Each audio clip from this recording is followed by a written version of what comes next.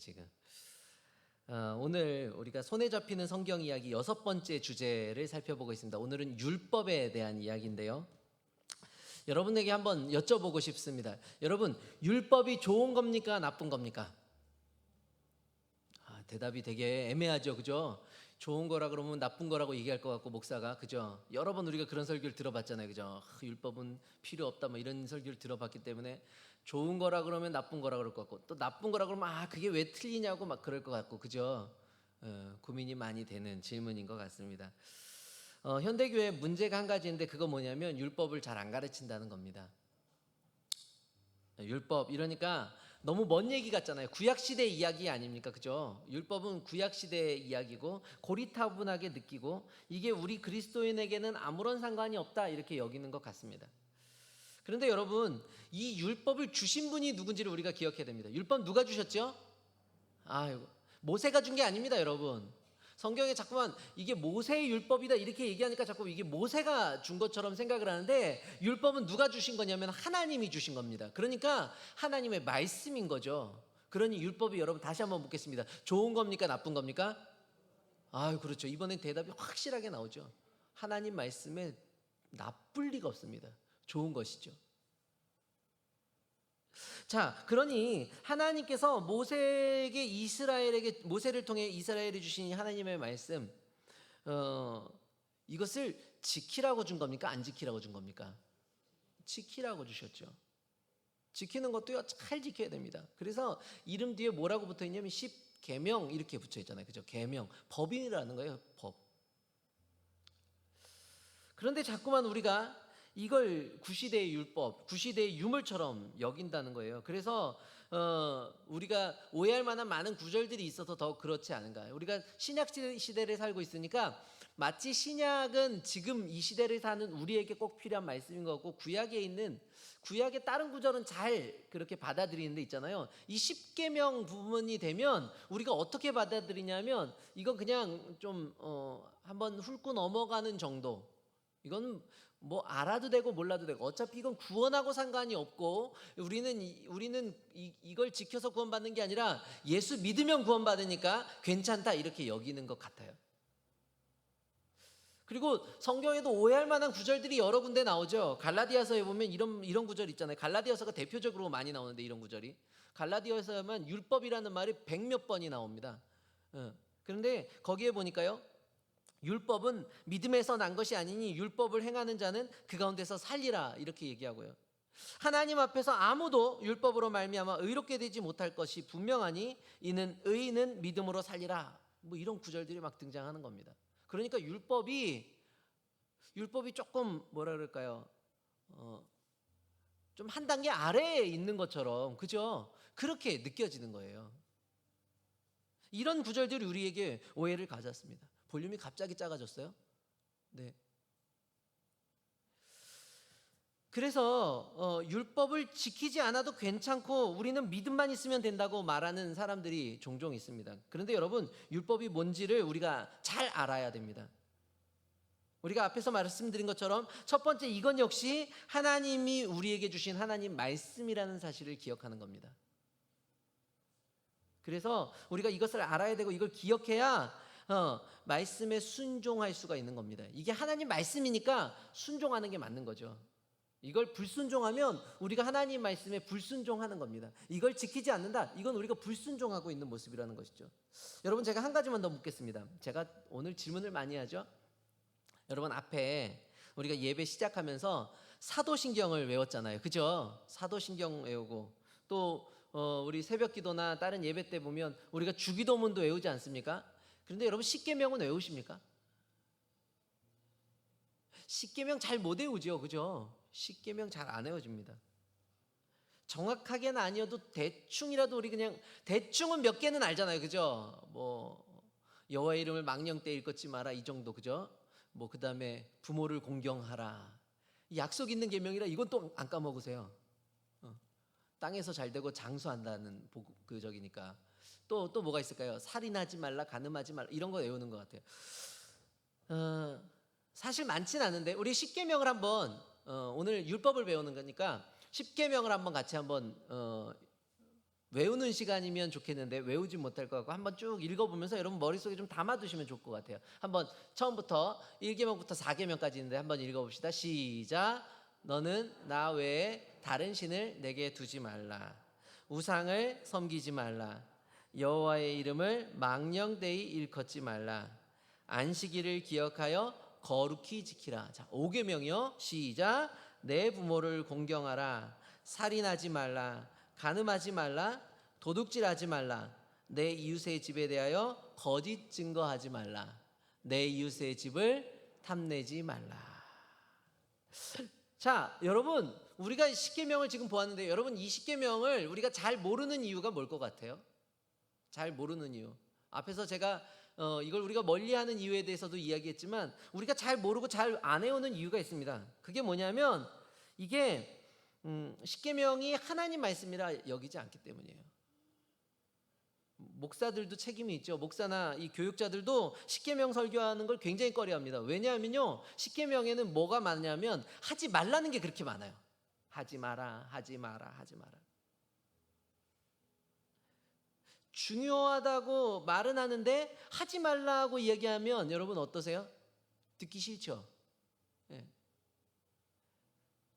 하지 말라 그러면 더 하고 싶잖아요. 그죠? 참 우리가 우리 속에 죄가 많아요. 그러니까 하지 말라는 거예요. 하지 마라. 그런데 여러분 10계명을 여러분이 지키려고 정말 노력 많이 하시면 좋겠습니다. 여러분 왜냐하면 하나님의 말씀이니까 여러분 지금도 우리가 지켜야 되는 말씀인 줄로 믿습니다. 10계명은 안 지켜도 되는 말씀이 아니에요. 10계명은 그냥 다른 말씀을 들으면서 우리가 지키기도 하고 찔리기도 하고 막 가슴 아파하기도 하고 우리가 막 그것 때문에 은혜 받기도 하는데 여러분 10계명도 똑같은 말씀이 돼야 되는 것이에요. 지금 시대와 맞지 않고 이게 막 영적인 의미입니다. 저는 이렇게 말하고 싶지 않습니다. 10계명은요 그냥 영적인 의미로만 받아들입시다. 이렇게 넘어가면 안 되는 거죠.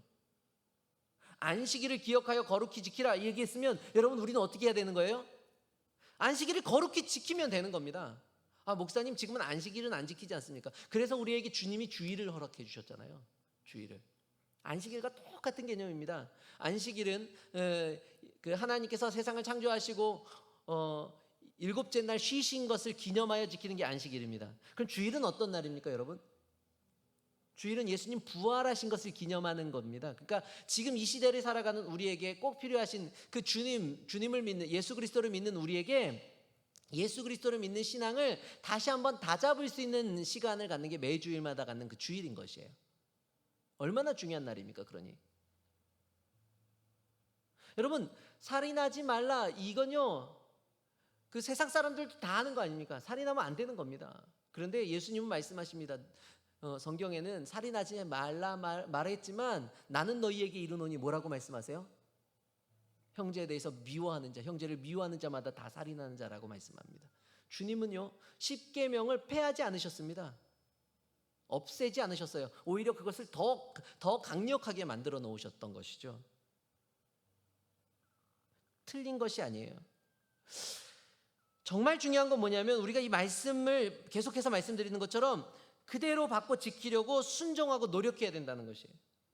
제가 이번 그 주간에 말씀 준비하면서 10계명에 대한 책을 몇 권 읽었는데 콜린 스미스라고 하는 목사님이 쓴 책이 있는데 거기에 보니까 우리가 이 계명을 지키는 것은 구원을 받기 위해서 율법을 지키는 게 아니라 우리가 구원받은 사람들이기 때문에 율법을 지켜야 합니다. 이렇게 얘기합니다. 그러니까 우리가 구원을 위해서 율법을 지키는 게 아니라는 말이에요. 왜냐하면 우리는 이미 구원받은 자이기 때문입니다. 예수를 믿으면 구원받은 거예요. 그러면 우리가 어떻게 살 것인가에 대한 이야기를 하는 거죠. 구원받은 자이기 때문에 우리가 율법을 지키려고 노력해야 되는 것입니다. 또 제가 읽은 책 가운데 치열한 순종이라는 책을 한 권 읽었는데요. 여기에 좋은 예화가 있어가지고 소개하려고 합니다. 이 책을 쓰신 분이 분당 만나 교회라고 감리교 목사님이신데 이 목사님이 운동을 하다 허리를 다쳐가지고 수술을 하게 됐답니다. 수술을 하는데 수술을 하니까 그 수술할 동안 이 숨을 쉬어야 되니까 이 산소호흡기를 목구멍에 이렇게 집어넣었던 모양이에요. 숨을 쉬는 일을 도와주었겠죠. 근데 의식이 점점 돌아오는데 산소호흡기가 있으니까 숨이 더 안 쉬어지더래요. 그래서 의료진들한테 이야기를 하고 싶은 거예요. 빨리 빼달라고 말하고 싶은데 이게 이렇게 하고 있으니까 말을 못 하잖아요. 그래서 손짓을 막 하고 싶은데 손이 안 움직이는 겁니다. 그때 마침 의사가 왔답니다. 의사가 와서 이렇게 물었답니다. 선생님, 의식이 돌아오시면 오른쪽 엄지발가락을 한번 움직여 보세요. 그러더래요. 발가락을 움직여 보세요. 목사님은요, 일단 이 호흡기를 빼달라고 말하고 싶은데 이게 안 되더라는 거예요. 그래서 뭘 했을까요? 시키는 대로 발가락을 움직이면 되는 거예요. 발가락을 움직였대요. 그랬더니 산소호흡기를 빼주더라는 거예요. 그때 느낀 내용을 책에 이렇게 기록하고 있습니다. 한번 들어보셔요. 그때 저는 살아있다는 표시로 발가락을 움직일 수밖에 없는 순간이 올 수 있다는 것, 우리가 살아있다는 것을 아주 하찮은 행동으로 보여줄 때도 있다는 것을 느꼈습니다.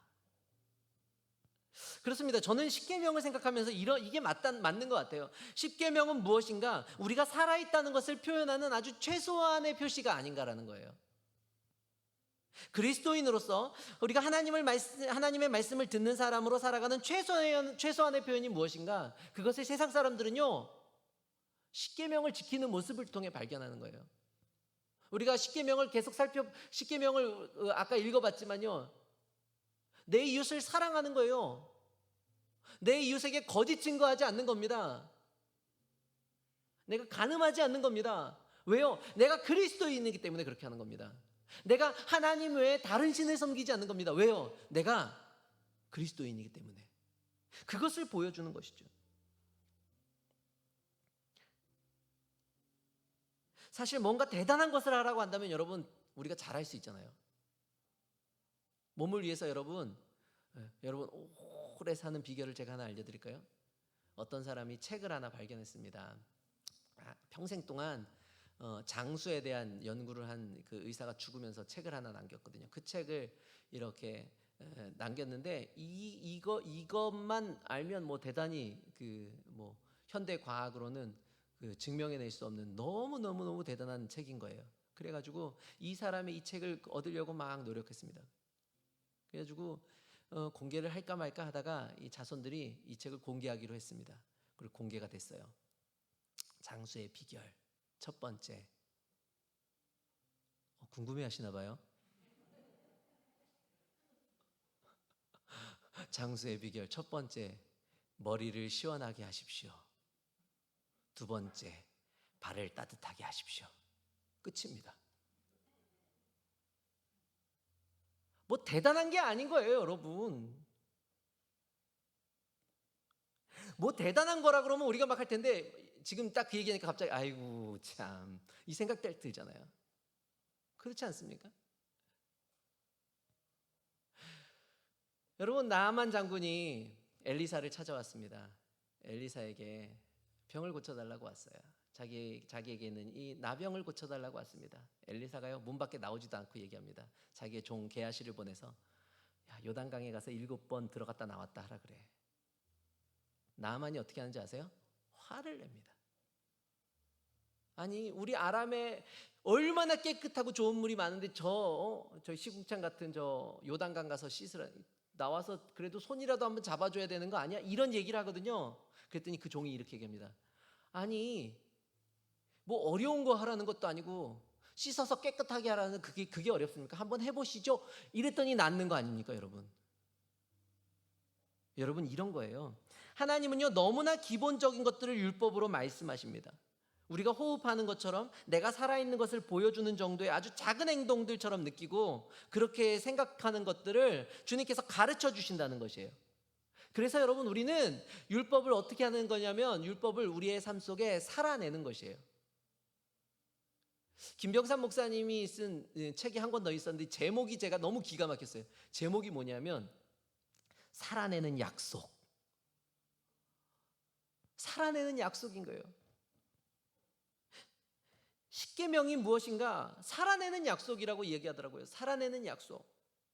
십계명은 시대착오적이거나 상징적이거나 혹은 우리가 스킵해야 되고 넘길 수 있는 그런 게 아니라는 거예요. 하나님의 말씀이기 때문에 하나님의 백성은요, 그 약속을 지켜나가는 겁니다. 하나님의 백성을 향한 그 약속이기 때문에 하나님은 우리를 향하여 여전히 그 약속을 지키고 계시기에 우리 역시 그 약속을 계속해서 지켜나가야 되는 것이죠. 이게 살아내는 약속인 것이에요.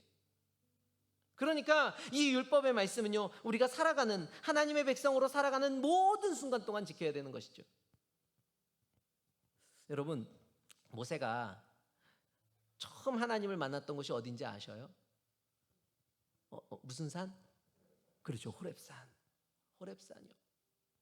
광야의 호렙산 떨기나무 가운데에 서 있었습니다. 거기서 타는데 막 불이 붙었는데 타지 않는 나무를 발견하지 않습니까? 거기서 주님을 만나요. 주님의 부르심을 받습니다. 얼마나 감동됐겠습니까? 지금 그 모세가요, 율법을 받는 장소가 어디냐면 그 호렙산입니다. 그 호렙산. 거기에 다시 온 거예요. 역사의 현장에. 그 떨기나무 가운데 말씀하셨던 그곳에 돌아온 겁니다. 19장 말씀은요, 이 출애굽기 19장 말씀은 이스라엘 자손이 애굽 땅을 떠나서 3개월이 되었고 이제 시내 광야, 이제 시내산에 이르렀다고 기록합니다. 여러분, 얼마나 감동적입니까? 이 시내산, 이 호렙산에 이른 겁니다. 이전에는 이 모세 주변에 모세만 홀로 사람이고 주변에는 뭐가 있었냐면 양이 가득 있었습니다. 얼마 전까지만 해도. 그런데 이제는 하나님께서요, 영적인 양인 이스라엘 백성들을 붙여서 수십 수백만의 이 영적인 양들이 둘러싸고 있는 것이죠. 그리고 하나님이 말씀하셨던, 하나님이 내 백성들을 데리고 나오라고 말씀하셨던 그 부르심의 현장 호렙에 이르렀다는 것이에요. 여러분, 그게 감동인 것이죠. 그런 상황에서 오늘 하나님이 말씀하고 계신 겁니다. 그게 1절 말씀입니다. 하나님이 이 모든 말씀으로 말씀하여 이르시되. 자, 말씀하셨다고 하는데요, 그 앞을 보니까 하나님이 이 모든 말씀으로 말씀하셨대요. 모든 말씀이 뭘까요? 아마도 19장, 출애굽기 19장에 있는 내용이 말씀일 것 같은데요, 그 뒤에 등장하는, 그리고 십계명과 율법에 대한 말씀인 것 같아요. 쉽게 말하면 이런 겁니다. 하나님이 이스라엘을 택하셨다는 것이에요. 그리고 하나님이 택하셨고 친히 구원하셔서 지금 이곳 시내산까지 이르게 하셨고, 이제 내가 너희에게 내 앞에 모여 있는 너희를 향해 내가 말씀을 가르쳐 줄 텐데 너희는 이대로 살면 된다고 가르쳐 주시는 겁니다. 여러분, 이게 무슨 말입니까? 살 수 있는 길을 제시해 주셨다는 거예요. 어떻게 그 길을 제시해 주셨을까요? 여러분, 길을 제시해 줄 때 어떻게 해야 됩니까? 길을 모르는 사람이 길을 물어요. 저한테 양구에 와가지고 저 해안으로 가는 길을 물습니다. 그럼 저는 뭐라고 대답할까요? 내비게이션을 치세요, 이렇게 하겠죠. 저는 길을 모르니까. 여러분들 같으면 안 그럴 겁니다. 그죠? 이렇게 저쪽 길로 가가지고 우측으로 빠져가지고 저 해안으로 해서 이렇게 뭐 거기 가면 동명교가 있는데 거기서 다시 좌회전을 길 따라서 이렇게 가다 보면 뭐 그렇게 설명하지 않겠습니까? 그죠? 잘 설명해 줄 겁니다. 내가 아는 길이라고 대충 가르쳐 주면요, 절대로 못 알아듣습니다. 바른 길을 제시해 줘야 되는 거죠. 가장 좋은 길을 가르쳐 줘야 되는 겁니다. 오늘 본문은요, 하나님이 이스라엘에게 이렇게 바른 길, 좋은 길을 제시해 주셨다는 것을 보여주는 거예요. 우리가 2절로 넘어가 봅시다. 2절 같이 한번 읽겠습니다. 시작.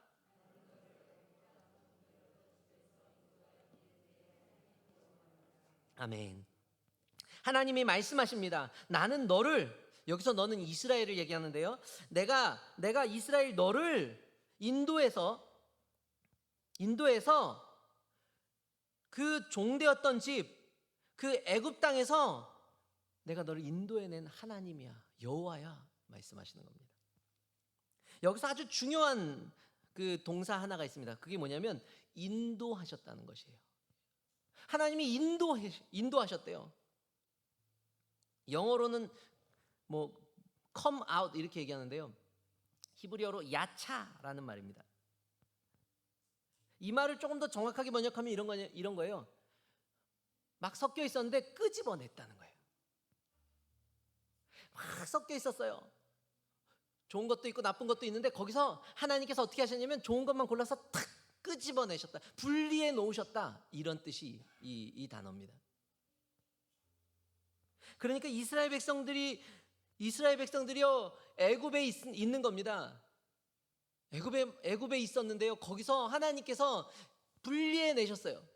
그것도 어떻게 분리해 내셨는지 알아요? 이스라엘 백성들이 우리를 구원해 주십시오, 우리를 좀 살려 주십시오, 우리를 좀 꺼내 주십시오, 이래서 구원하신 게 아니라 하나님께서요, 하나님이 원해서 도우셨다는 거예요. 하나님께서 역사를 전적으로 주관하셔서 하나님의 의지와 하나님의 수고에 의해서 구원하셨다는 것을 보여주는 단어가 인도하셨다는 거예요. 여러분, 우리가 되게 많은 능력을 가졌다고 여깁니다.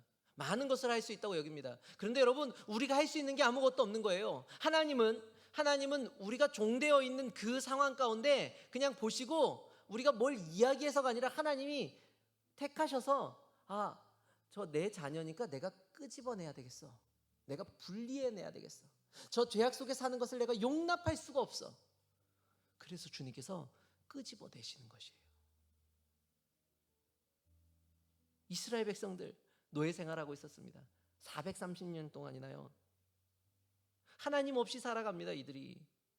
그랬던 이스라엘 백성들, 하나님이 먼저 찾아주십니다. 그리고 하나님께서 그들을 찾아주시고 그들의 손을 잡고 끄집어내셨다는 것이에요.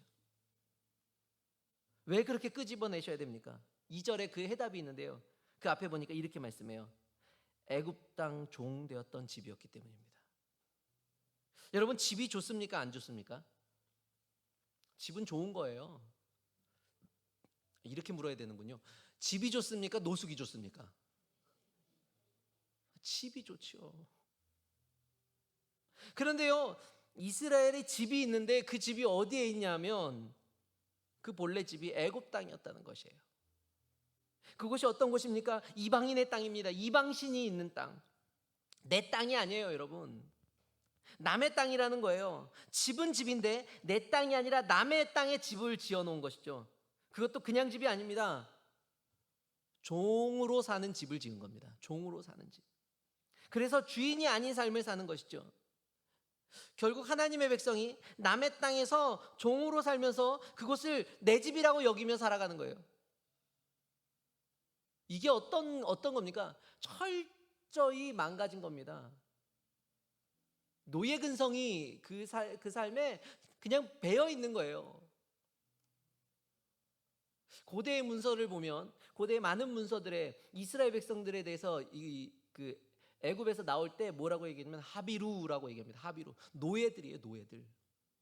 노예라고 여기는 거예요. 자기 스스로 노예라고 여깁니다. 나는 아무것도 할 수 없는 그냥 종인 거예요, 종. 그런 사람들이 반란을 일으켜서 나왔다, 이게 고대 문서에 나오는 내용입니다. 그런데 하나님이요, 오늘 성경은 분명하게 얘기합니다. 내가 그런 종되었던 너희들을, 종의 삶을 살던, 종의 집에 살던 너희의 집이라 여겼지만 사실은 그게 종으로 사는 거, 그 삶을 내가 청산해주고 내가 너희를 끄집어내었다, 인도해 내셨다고 말씀하고 계시는 것이에요. 사랑하는 여러분, 하나님이 지도하시는 것입니다. 그 길을 인도해 주셔요.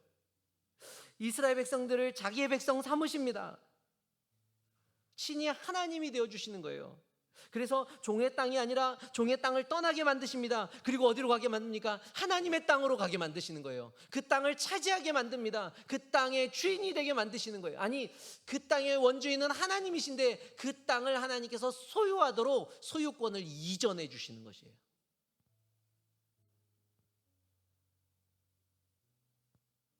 사랑하는 여러분, 그렇게 종되었던 이스라엘, 그 비참한 인생을 하나님이 종지부짓게 만들어 주셨다는 것이에요. 여러분, 사실 종된 인생에서 나오는 거 쉽지 않은 일입니다. 종의 땅에서 나오는 거 불가능하죠. 여러분, 우리나라도 예전에 노예 제도가 있고 노비로 사는 그런 사람, 그런 일도 있었고, 더 예전엔 더 많았겠죠. 여러분, 종이요, 자기 힘으로 나오는 거 불가능합니다. 내가 마음대로 자유롭게 된다? 불가능합니다. 오죽하면요, 현대사의 가장 중요한 사건 중에 하나가 저 미국의 남북 전쟁 아닙니까? 노예 해방 전쟁이요. 노예에서 해방되는 건요, 치열한 겁니다. 너무너무 힘든 일인 것이죠. 내 힘으로 되는 일이 아니라는 거예요. 그런데요, 하나님은 그걸 하셨다는 거예요. 그래서 하나님은요, 우리를 하나님 자녀로 삼아 주시는 거예요. 그리고 이스라엘에게 무엇을 하시는 거냐면 내 백성이라고 얘기하시는 거예요. 사랑하는 여러분, 우리가 종으로 사는 우리의 인생을요, 하나님이 어떻게 하시냐면 끄집어내셔서 내 백성이라고 불러주시는 줄로 믿습니다. 그걸 우리는 칭의라고 말하는 겁니다. 내 백성. 그리고 말씀하십니다. 내 백성인데 너희가 이제 내 백성이라면 이제는 이렇게 살아라. 말씀하시는 게 율법이라는 것이에요. 그분의 자녀라면 계명을 지키라고 말씀하시는 거죠. 10계명을 지켜야 하나님의 백성이라고 하는 것이 아니라요, 자고로 모름지기 하나님 백성이라면 말씀대로 살라고 말씀하시는 거예요. 사랑하는 여러분, 하나님은 우리에게 모든 은혜를 다 주셨습니다. 그런데 모든 은혜를 주셨다는 게 우리를 쉬운 길로만 가라고 하는 게 아니라는 사실을 여러분 기억하십시오. 우리가 쉬운 길이 아니어도요, 여러분, 쉬운 길로만 인도하시지도 않고 쉬운 길로 가라고도 하지 않으십니다.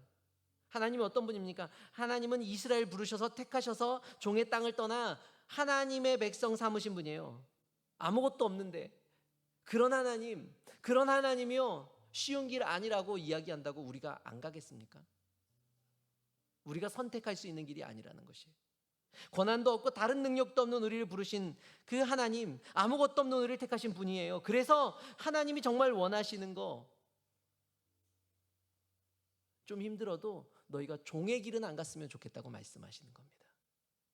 우리 어른들이 자녀들을 향해, 우리 한참 힘든 1960년대 70년대 태어난 자녀들한테 우리 어른들이 그렇게 가르치셨잖아요.